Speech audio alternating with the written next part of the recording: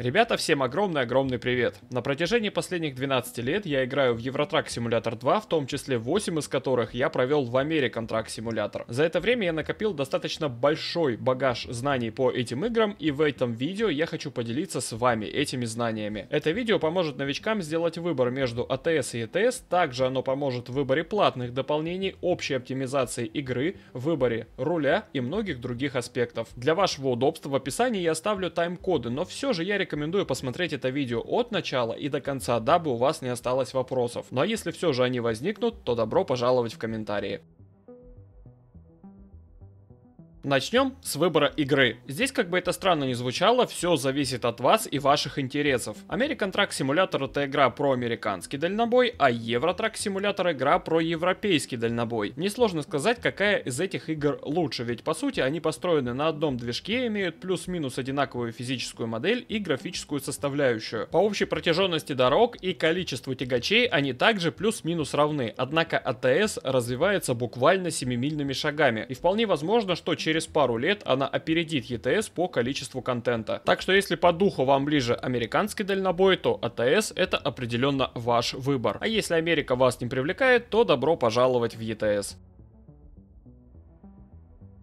Покупаются игры и дополнения к ним в Steam. Стоит отметить, что ATS и ETS достаточно часто участвуют в различных распродажах и получают довольно приличную скидку. Лично от себя я рекомендую совершать покупку игры и дополнений к ней как раз таки во время таких распродаж. Особенно если вы новичок и игры у вас нет. Иначе на покупке вы просто-напросто разоритесь. Только что вышедшие дополнения, к сожалению, не получают больших скидок, но оно и понятно. Зато прошлые дополнения, которые вы не смогли купить, либо не успели с релизом нового дополнения, как раз таки получают заветную скидку. Не всегда большую, но тем не менее. А теперь о главном. Какие же дополнения, они же DLC, обязательны к покупке? Я настоятельно рекомендую покупать все DLC на территории, а именно штаты для ATS и страны для ETS. DLC в виде тюнинг паков, трейлер паков и шин я бы поставил на второе место по важности. Они как бы тоже важны и нужны, так как расширяют возможности тюнинга тягачей, позволяют приобрести в игре лицензированные трейлеры, а также обуть ваш грузовик и трейлер в фирменные шины. А вот DLC на покраске тягача и трейлера абсолютно не обязательны. Лично я собираю эти DLC тупо по принципу коллекционирования, не более того. DLC на территории, кстати, лучше покупать в так называемых бандлах. Это позволит вам купить сразу несколько DLC и сэкономить немалую сумму на будущие покупки. И да, что еще стоит упомянуть. Если вы планируете играть с модами на карты, то вам придется покупать все DLC на территории, потому что авторы карт используют различные предметы и ассеты из этих DLC. Отсюда и появилось это, так скажем, рекомендательно-обязательное требование.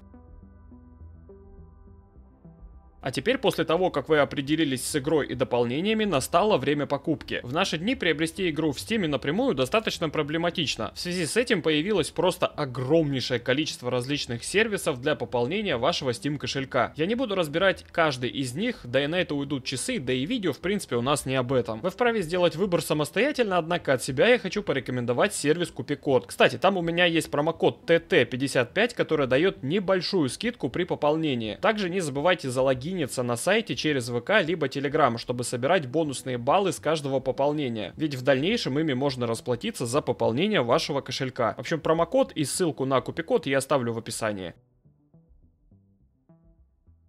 Игра выбрана, куплена и загружена. Казалось бы, следующим шагом мы можем сесть за руль тягача, расслабиться и покорять дороги Америки и Европы. А нет. Несмотря на то, что ATS и ETS уже достаточно возрастные игры, для комфортной игры их нужно немножко настроить. Для этого давайте переместимся в настройки игры. А именно в настройки графики. Я не буду объяснять, какой пункт за что конкретно отвечает. Я расскажу лишь только о тех пунктах, которые отнимают очень много FPS. Ну, во-первых, это масштаб. Он влияет на четкость картинки. Чем выше масштаб, тем картинка четче. Чем масштаб ниже, тем картинка мыльнее. Выбирая процентовку масштабирования, отталкивайтесь от мощностей своей видеокарты. Если видеокарта у вас достаточно мощная, можете выбрать 400%, но я все-таки рекомендую выбрать 300. По той простой причине, что особой разницы между 3 сотнями и 4 сотнями процентов нет, но видеокарта нагружается сильнее. В версии игры 1.50 появилось два новых типа сглаживания: SMAA и TAA. Эти два параметра имеют достаточно гибкую регулировку и в то же время время при самых максимальных настройках, естественно, у вас будет садиться FPS. Также достаточно серьезно на FPS влияет SSAO. А если к этому еще и прибавить SMAA и TAA, то FPS улетает просто в бездну. Ну и последнее, на что бы я хотел попросить вас обратить внимание, это качество теней, разрешение в зеркалах и дальность прорисовки в зеркалах. Они не влияют так сильно на FPS, как вышеупомянутые мной сглаживания, но все равно обратить внимание на эти параметры стоит. А остальные параметры выставляйте исходя из своего железа. Также на что еще хочу обратить ваше внимание, так это на то, что в панели управления NVIDIA никогда не меняйте режим управления электропитанием с обычного на максимальный, потому как это не даст абсолютно никакого прироста к FPS, а ваша видеокарта просто постоянно будет работать под максимальным напряжением, что в долгосрочной перспективе снижает ее ресурсы. В остальном больше ничего по оптимизации я посоветовать не могу. Если вам не хочется возиться в настройках игры, то можно использовать автонастройку под ваш ПК в GeForce Experience от NVIDIA. Этот софт сделает примерно то же самое, что мы сделали ранее, а может быть даже и лучше. Стоит также отметить, что никакого дополнительного софта и каких-либо библиотек ставить не нужно. Это никак не увеличит FPS и не оптимизирует игру, а просто-напросто, говоря по-русски, засрет ваш системный диск ненужным хламом.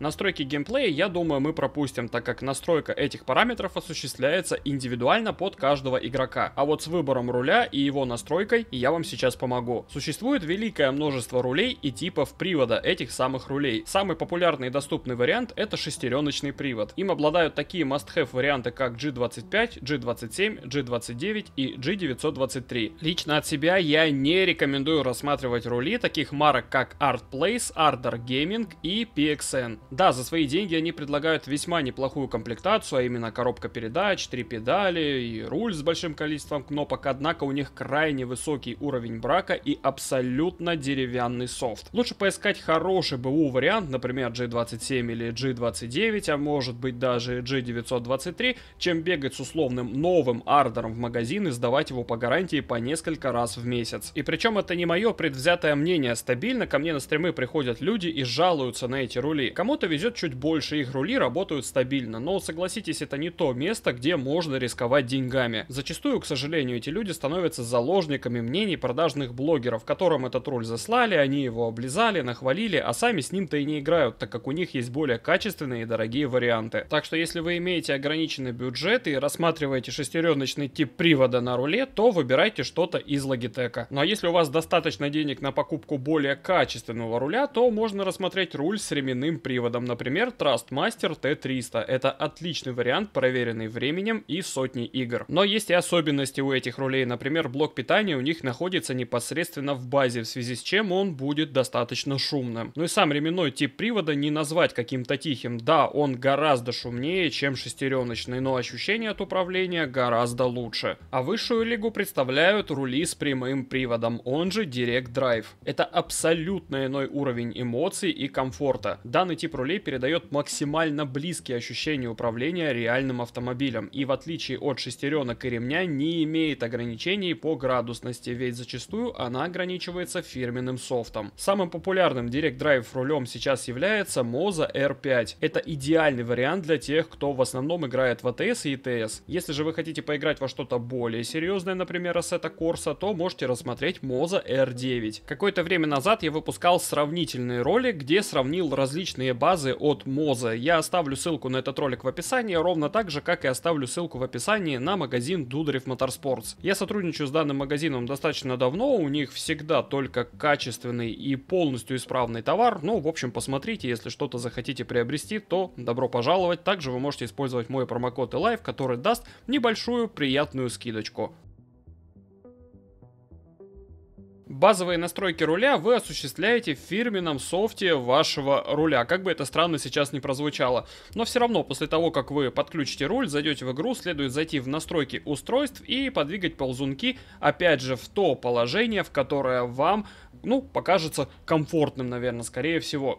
В данный момент у меня настройки под Direct Drive базу, как вы понимаете, это абсолютно иная вообще история, нежели чем ремень и шестеренки, но что на Direct Drive, что на шестеренке, шестеренках, что на ремне, я настоятельно, ребята, не рекомендую включать параметр резонанс двигателя, потому как American Track, Eurotrack обладают в принципе абсолютно ублюдочным форс-фидбэком, который практически невозможно идеально настроить. А этот параметр любой ваш руль, любую вашу базу просто будет умножать на 0. Поберегите, пожалуйста, ваши рули, базы и не трогайте этот параметр. А во всем остальном можете выставлять как вашей душе угодно. Моды. Наверное, самый интересный раздел этого гайда. Существует просто великое множество различных модов, начиная от звуков, заканчивая реальными рекламными баннерами на карте. У ATS и ETS есть Team Workshop. Это своеобразная библиотека безопасных модов. Подписавшись один раз на мод, вы забываете о том, что его нужно постоянно обновлять. Обновление происходит в автоматическом режиме после того, как автор загрузит новую версию. Лично от себя я настоятельно рекомендую использовать именно этот вариант установки модов. Однако есть и другой вариант — ручная установка модов. Ручная установка модов осуществляется в папку мод, которая расположена в папке «Мои документы», American Track Simulator, либо Eurotrack Simulator 2. Бывает так, что изначально папка может отсутствовать, не стесняйтесь, создайте ее самостоятельно. У ручной установки модов есть как плюсы, так и минусы, кстати, как и у воркшопа. В воркшоп, например, невозможно загрузить карты, а вот при ручной установке модов такого ограничения нет. Однако у воркшопа есть плюс в виде автоматического скачивания тех или иных модов при подключении к мультиплеерному лобби в режиме конвой, в то время как при ручной установке модов в папку с необходимыми для подключения к лобби модами нужно качать отдельно. Перечислять минусы и плюсы можно бесконечно, однако играя в ATS и ETS вам придется использовать оба эти метода. Ну а где же брать моды, спросите вы? В интернете, отвечу я. Это не было бы так смешно, если бы не было так грустно, ибо сайтов с модами буквально тысячи. Лично от себя я рекомендую качать моды с раздела с модами на официальном форуме CS Software. Там вы всегда сможете найти актуальные версии модов под актуальную версию игры, пообщаться с авторами этих модов и задать им интересующие вас вопросы. Ну и на всякий случай давайте расскажу, как правильно установить моды. После того, как вы скачали тот или иной мод, переходим к папке мод нужной нам игры и переносим туда архив с модом. Здесь я хочу сделать важное замечание. Игра читает только архивы в формате zip и SCS. Если вы закинете архив в формате RAR, то игра впоследствии в менеджере модов просто его не увидит. Будьте внимательны именно на этом этапе. Как правило, здесь новички допускают 90% ошибок и потом бомбят от того, что они не могут установить мод. Ну а после мы заходим в менеджер модов и выбираем тот мод, который мы с вами либо скачали из воркшопа, либо установили вручную.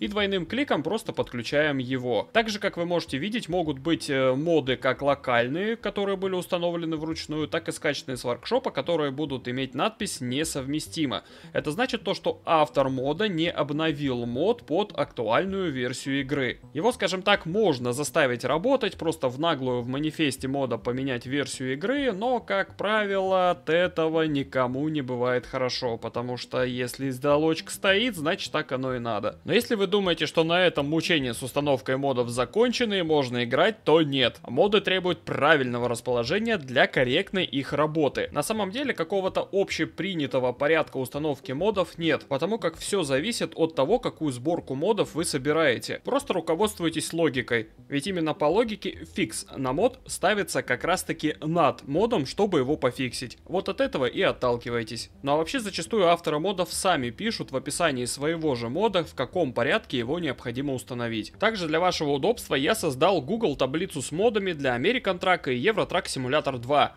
В этой таблице вы найдете более-менее адекватные моды, которые обновляются по сей день. Ссылку на эту таблицу я оставлю в описании. В этой же таблице есть раздел и с платными модами. Да, такой феномен в ATS и ETS тоже существует. Платные моды могут быть абсолютно любыми. Это и карты, и грузовики, звуки и так далее. Платные моды интересны тем, что они предлагают чуть более высокий уровень качества, чем у бесплатных модов. Но, к сожалению, эта тенденция не распространяется на все моды без исключения. Бывают и такие авторы, которые делают мод буквально как попало, продают его просто по неадекватной цене. Но это их право, и осуждать их за эти действия я права не имею.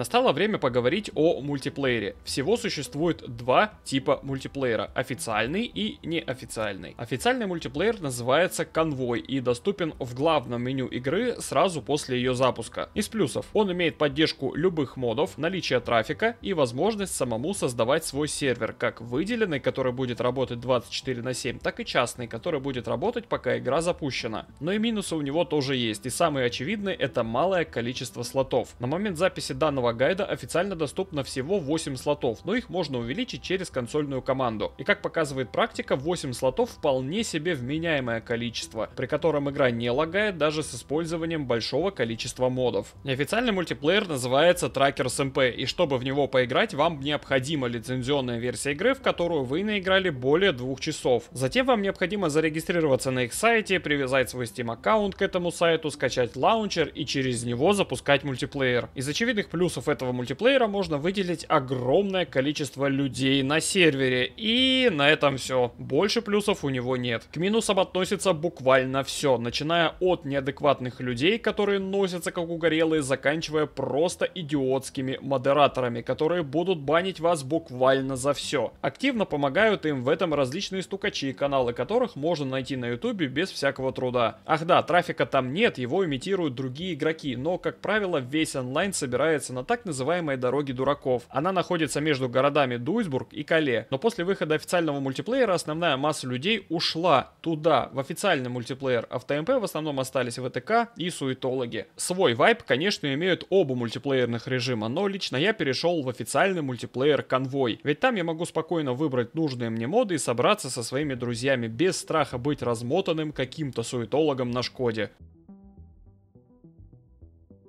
А теперь давайте поговорим про консоль и консольные команды. Со временем вам пригодится консоль и команды для нее. Так, например, с их помощью можно промотать время, изменить погоду и донастроить игровой процесс. Список необходимых консольных команд вы найдете в описании под видео, а прямо сейчас я покажу, как ее включить и как ей пользоваться. Для начала выбираем игру, в которой нам необходимо активировать консоль. Для этого мы заходим в папку «Мои документы» и выбираем игру. Сегодня я покажу это на примере American Truck Simulator. Далее в этой же папке мы находим файл config CFG и открываем его любым текстовым редактором. Далее мы открываем поиск по текстовому редактору и вводим туда команду G, нижнее подчеркивание, console и нажимаем Enter. У нас найдется две команды: G-console state, и нам нужна именно G-console. Нажимаем еще раз, чтобы она у нас выделилась. Здесь у вас будет по умолчанию стоять нолик, вы его меняете на единичку. Затем тут же в поиске мы вводим другую команду G, нижнее подчеркивание, developer, и здесь также вместо нолика мы ставим единичку, и после этого сохраняем текстовый документ и заходим в игру. После проделанных манипуляций мы загружаемся в игровой мир и нажимаем клавишу тильда, она же буква Ё на вашей клавиатуре.